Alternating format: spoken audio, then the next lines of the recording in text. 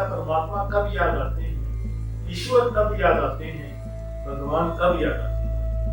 दोस्तों, मैं आपका अपना दोस्त ईश्वर। नमस्कार दोस्तों, हर किसी को, हर इंसान को कभी ना कभी भगवान याद आते हैं, ईश्वर याद आते हैं, परम पिता परमात्मा याद आते हैं। आप चेते जरूर होना है दोस्तों। लोगों को कहते सुना है, हर किसी को भगवान याद आते हैं। बड़े बुजुर्गों को कहते सुना है, हर किसी को ईश्वर याद आते हैं। जैसे फकीर को हर समय भगवान याद आते हैं, उसी तरह पापी को मौत के समय भगवान याद आते हैं।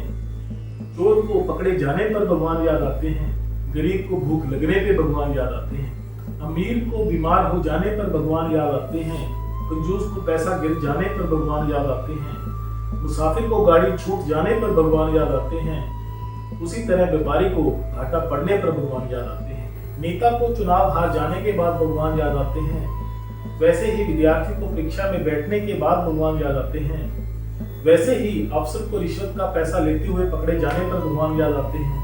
भगवान तो याद आते हैं दोस्तों, रब दा चेते आंदा है। गुनाह कर्म तो बाद या पाप कर्म तो बाद ही रब क्यों चेते आंदा है, या कहिए कि पाप कर्म तो बाद या गुनाह कर्म तो बाद ही रब नूं क्यों चेते करना।